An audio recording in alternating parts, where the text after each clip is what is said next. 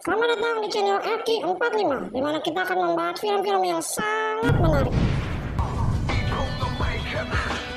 Cerita diawali dengan memperlihatkan kelompok Yakuza sedang berkumpul di sebuah bar di Jepang, di mana sang bos kebetulan sedang dibuatkan tato oleh kakek pembuat tato yang metode pembuatannya masih menggunakan cara tradisional, sehingga hal itu membuat si bos kesakitan dan memarahi si kakek berkali-kali. Did you just say, old man? I know you didn't just disrespect me, did you? Tak lama salah satu anak buahnya pun membawa sebuah amplop berisi pasir hitam, yang hal itu langsung membuat si kakek ketakutan karena 1 tahun yang lalu dia mengalami hal yang persis sama seperti ini. Ada amplop berisi pasir hitam dan anggota Yakuza yang tertawa persis seperti yang mereka lakukan sekarang. Apa yang si kakek takutkan bukanlah amplopnya, tetapi apa yang akan muncul selanjutnya, yaitu ninja. Yang hal tersebut membuat mereka malah semakin membuat para Yakuza ini terbawa terbahak-bahak dan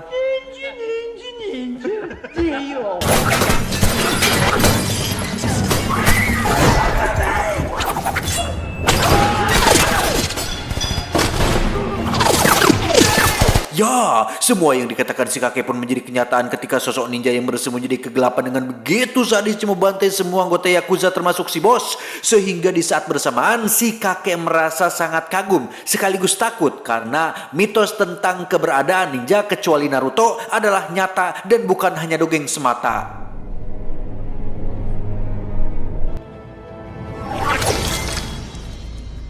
Dan kisah dimulai pada bertahun-tahun silam, tepat di sebuah perguruan ninja, atau lebih tepatnya markas sebuah organisasi ninja pembunuh bernama Klan Ozunu yang dipimpin oleh seorang master ninja bernama Guru Ozunu. Ini bebenguknya, selama berpuluh-puluh tahun kelompok ini telah melakukan berbagai tindak kriminal dan kejahatan manusia. Salah satunya adalah menculik anak-anak kecil untuk dijadikan murid dan calon para pembunuh masa depan. Yang dari sekian banyak anak yang diculik, ada satu anak yang baru datang bernama Raizo yang merupakan tokoh utama kita semua.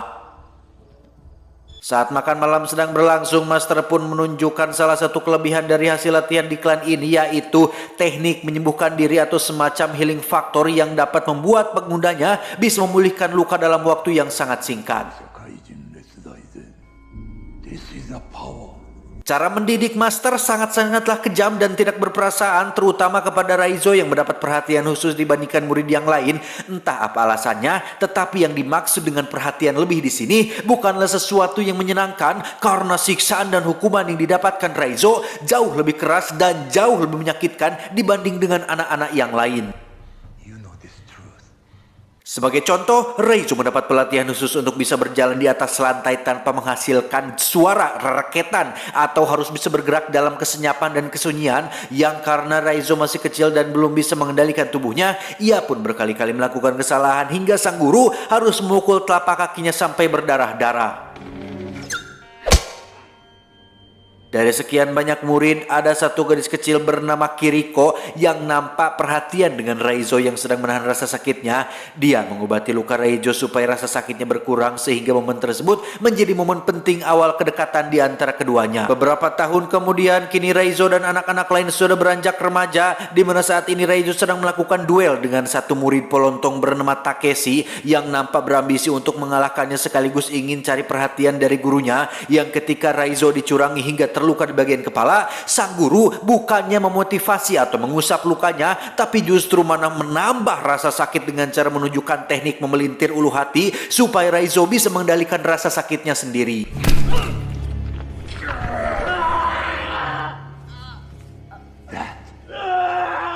Here is your test, Raizo.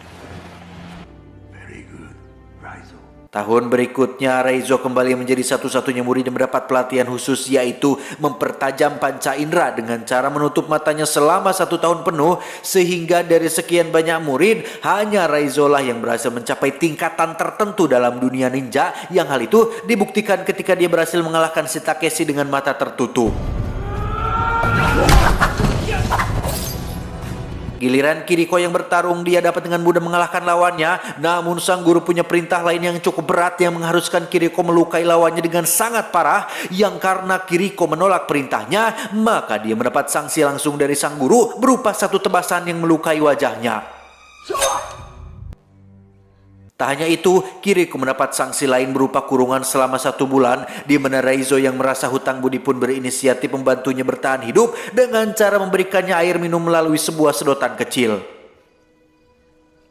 Beberapa waktu berlalu, Kiriko yang sudah tidak tahan pun nekat kabur sendirian, di mana Raizo yang memergoki hal itu pun sempat melarangnya.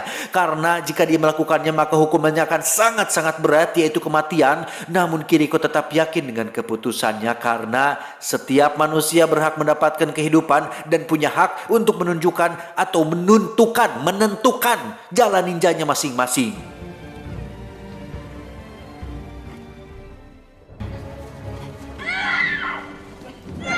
Dan ya, apa yang Raizo khawatirkan pun terjadi. Kiriko berhasil ditangkap dan akan mendapatkan hukuman berupa tusukan langsung di jantungnya, yang kesempatan ini diberikan kepada si murid polontong yaitu Takeshi, sehingga Raizo yang menyaksikannya pun semakin muak, marah, dan dendam kepada para ninja yang bukan dari Konoha ini.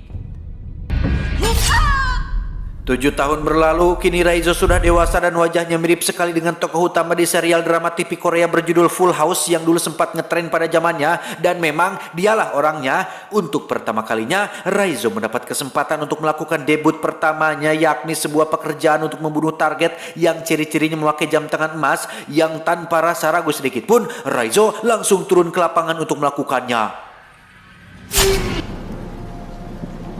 Sukses menuntaskan pekerjaan pertamanya, Raizo diminta untuk melakukan satu tugas lagi untuk membuktikan bahwa dia adalah seorang Ozuno sejati, yaitu membunuh seorang murid wanita yang mencoba kabur persis seperti yang pernah dilakukan Kiriko, sehingga ketika kenangan pahit itu tersuat lagi, maka amarah dalam diri Raizo pun seketika muncul dan...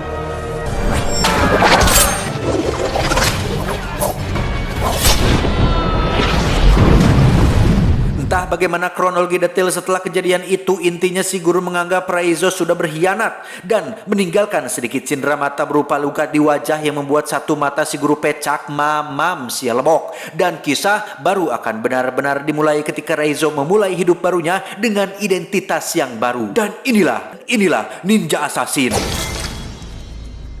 Beralih ke Berlin, kita akan diperkenalkan pada seorang agen Europol bernama Mika, tidak pakai tembayong, yang sedang memberikan laporan tentang penemuan aliran dana pemerintah yang dipercaya digunakan untuk membiayai sebuah organisasi pembunuh asal Asia yang tiada lain adalah klan Ozuno, di mana Ryan, rekannya yang selalu husnuzon kepada pemerintah, pun kurang percaya dengan informasi tersebut karena sangat mustahil pemerintah memakai dana rakyat untuk sesuatu yang tidak penting.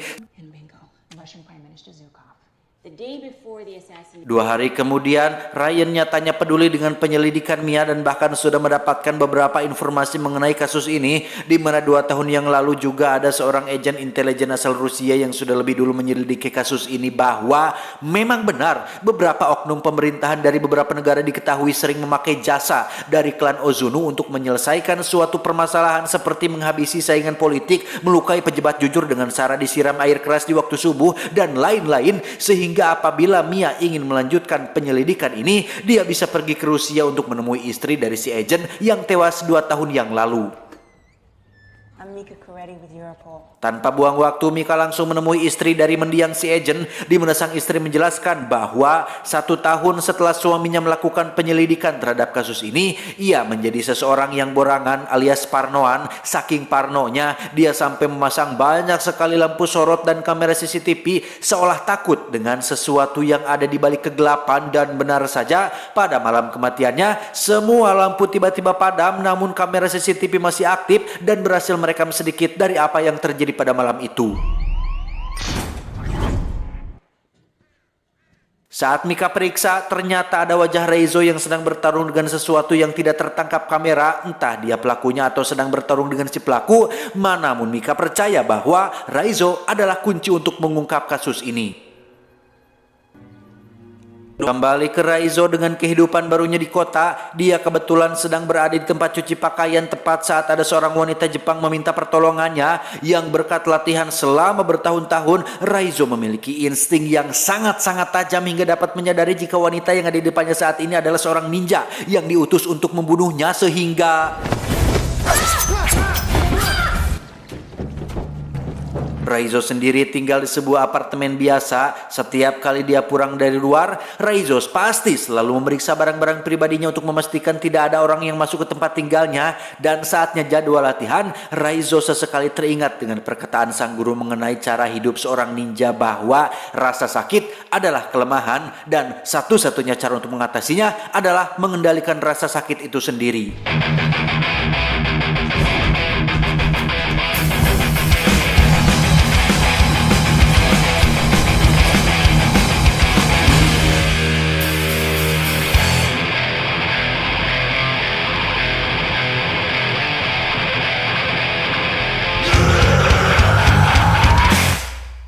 Meski Raizo sangat membenci gurunya, tetapi semua pengetahuan, ilmu, pelajaran, dan didikan sang guru tak pernah ia lupakan sedikit pun.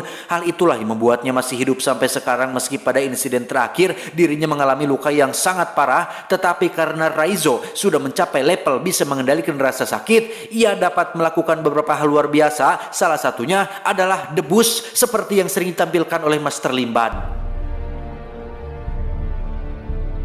Tak hanya itu, Raizo memiliki senjata favorit yang disebut dengan kusarigama atau sejenis senjata yang terdiri dari rantai dan pisau tajam kecil. Akan sangat bahaya sekali apabila digunakan oleh orang yang tidak profesional, tetapi di tangan para sepuh, suhu, senior, spesialis dan ahlinya, kusarigama adalah senjata yang sangat mematikan. Sepuh, ajarin dong.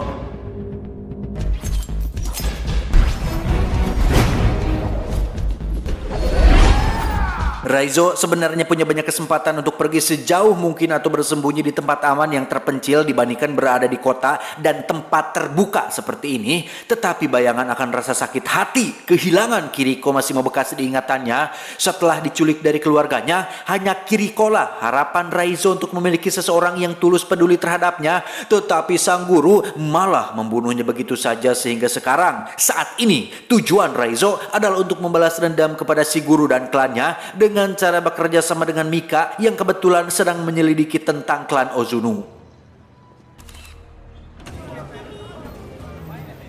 Kembali ke Mika yang sedang berada di kantornya, dia kedatangan seorang utusan dari pemerintahan yang rupanya atau nampaknya mulai mencurigai tentang penyelidikan yang dilakukannya, sehingga Mika segera menemui Ryan untuk memberitahunya bahwa kecurigaan mereka berdua selama ini kemungkinan adalah benar, karena tidak mungkin pemerintah sampai mengutus seseorang untuk menemuinya hanya untuk memastikan penyelidikan ini. Sehingga Ryan yang mulai khawatir dengan keselamatan Mika pun menyuruhnya untuk segera tinggalkan kota ini dan pergi cari tempat aman untuk sementara waktu. Tiba di komplek rumahnya, Mika diberitahu tetangga tentang pemadaman listrik yang terjadi secara tiba-tiba, sehingga Mika menjadi sangat khawatir karena dari hasil penyelidikannya, ciri-ciri awal kemunculan para ninja pembunuh pasti selalu ditandai dengan lumpuhnya pencahayaan yang ketika sudah masuk ke dalam kamar, alangkah terkejutnya Mika saat menemukan sebuah amplop berisi pasir hitam dan tiba-tiba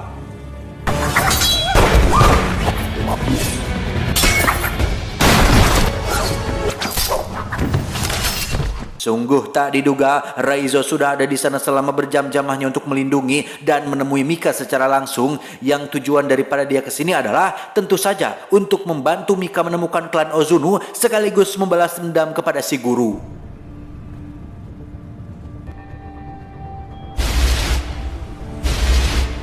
Mereka berdua pun berhenti di swalaya untuk merubah penampilan demi untuk mengurangi resiko ketahuan, di mana Mika yang belegug pun malah menghubungi Ryan untuk memberitahunya bahwa saat ini dia bersama dengan Raizo, sehingga Ryan segera memberikan lokasi tempat untuk mereka bisa bertemu.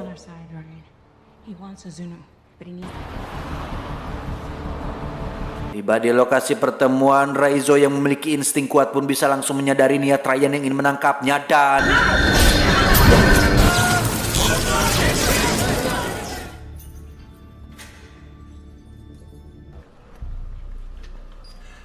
Ryan ternyata punya agenda tersendiri dan metode tersendiri untuk menggali informasi mengenai klan Ozunu, yaitu dengan menangkap dan menginterogasi Raizo dengan cara yang akan sedikit memaksa. Berlokasi di sebuah gedung kosong dengan tangan dan kaki yang terikat lengkap dengan lampu sorot agar Raizo tidak bisa kabur di kegelapan. Ryan yakin jika caranya akan lebih efektif untuk menyelesaikan kasus ini. Kasihan melihat Raizo, Mika pun menemuinya untuk sekedar memberi air minum, yang di situ Raizo memperingatkan memperingatkan Mia bahwa lokasi mereka berada saat ini terlalu terbuka dan terlalu mudah untuk dilacak oleh para ninja, sehingga Mika dengan cepat menemui Ryan untuk memperingatkannya bahwa saat ini mereka semua sedang dalam bahaya. Tetapi Ryan yang percaya diri dengan pasukan taktisnya pun tidak mengindahkan peringatan tersebut sampai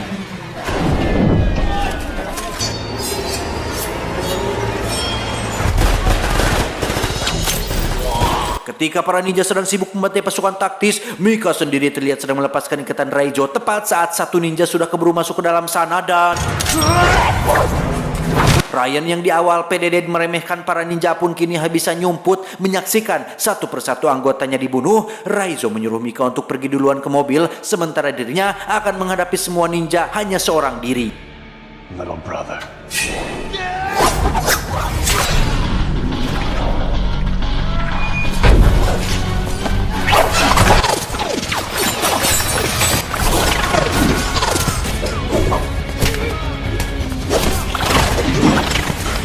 Mika sendiri terlihat sudah berada di mobil menunggu kemunculan Raizo yang ketika dia sedang harap-harap cemas, tiba-tiba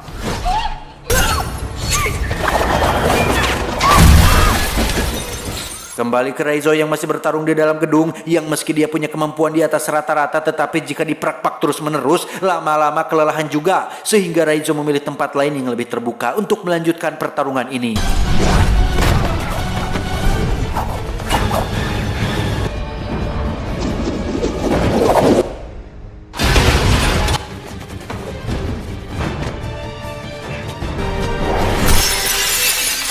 Jika sebelumnya mereka terbiasa bertarung di dalam ruangan yang penuh dengan sudut-sudut gelap, sekarang para ninja pembunuh ini harus membiasakan diri bertarung di tengah jalan, yang karena Raizo sudah terlalu kelelahan, akhirnya dia pun kecolongan saat perutnya terkena tebasan pedang, yang ketika Takeshi akan mengakhirinya, tiba-tiba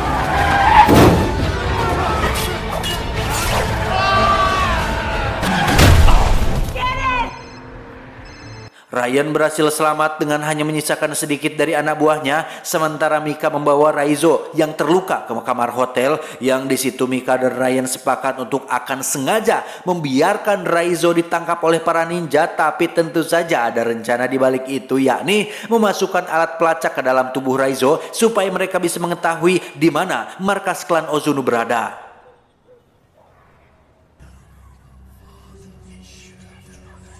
Raizo dibawa dalam sebuah peti besi untuk diserahkan kepada si guru, yang dalam sepanjang perjalanan menuju ke sana, Raizo memilih untuk bersikap tenang dan tidak panik. Justru dia malah teringat dengan ajaran sang guru mengenai teknik menyembuhkan diri menggunakan jurus segel tangan yang berfungsi untuk mengubah cakra menjadi obat efektif, yang saking efektifnya luka pada perut Raizo bisa rapat sendiri tanpa bantuan obat merah atau betadine.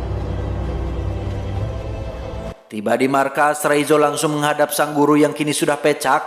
Beliau teramat sangat kecewa terhadap tindakan Raizo yang memilih untuk berkhianat. Padahal dulu waktu pertama datang ke tempat ini, si guru melihat potensi besar pada diri Raizo dan ada sedikit harapan tentang Raizo yang akan menjadi penerusnya menggantikan kepemimpinan klan Ozuno di tempat ini. Tetapi pada kenyataannya takdir berkata lain, sehingga sekarang Raizo harus mendapatkan hukuman mati atas pengkhianatan yang telah dilakukannya. Tepat disaksikan oleh Takeshi dan para murid, si guru tidak langsung membunuh Raizo, tetapi ingin puas menyiksanya terlebih dahulu menggunakan jurus yang sama, yaitu jurus pelintir ulu hati, yang ketika Raizo batuk darah, keluarlah alat pelacak kecil dari dalam mulutnya, yang tepat saat Takeshi menyadarinya, tiba-tiba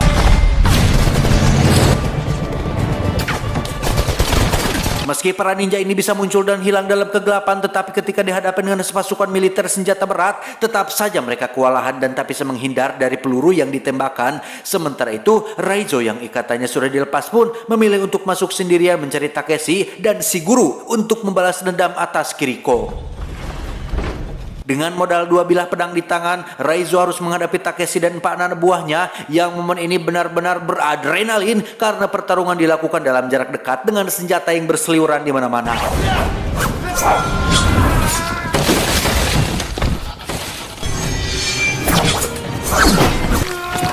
Selesai menghabisi para kerocok, kini Reizo harus menghadapi Takeshi menggunakan cara licik, yaitu memakai jurus bacotan dengan mengingatkan kembali akan rasa sakit Reizo ketika melihat Kiriko mati dibunuh. Takeshi sudah salah besar mengingatkan momen tersebut karena justru malah memancing amarah dan kebrutalan Reizo yang malah balik membuat Takeshi menjadi ketar-ketir dibuatnya.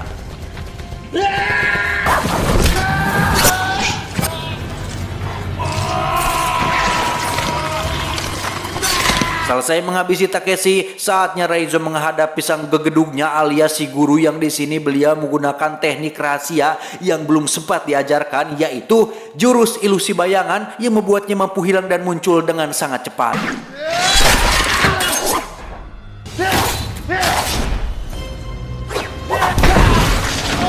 Reizo diserang secara bertubi-tubi berdarah-darah, benar-benar dihajar habis-habisan oleh si guru yang bergerak sangat terlalu cepat, yang meski Reizo sudah berusaha maksimal, dia tidak punya peluang untuk menang melawan jurus tingkat tinggi yang dimiliki oleh gurunya.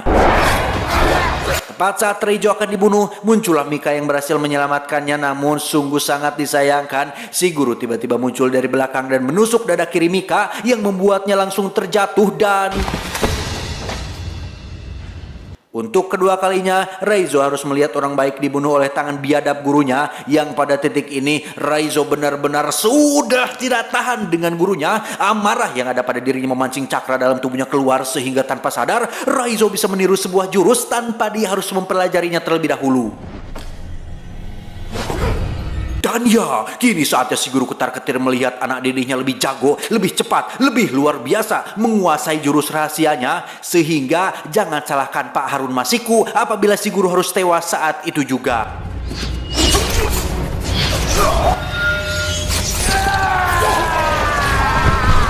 Di luar dugaan, Mika ternyata masih hidup berkat cacat lahir yang dialaminya, yakni posisi jantungnya yang berada di sebelah kanan. Setelah semua selesai, kini sudah waktunya Reizo pensiun dari dunia ninja dan saatnya masuk ke dunia K-pop untuk membintangi beberapa serial drama Korea demi menghibur para K-popers yang ada di dunia.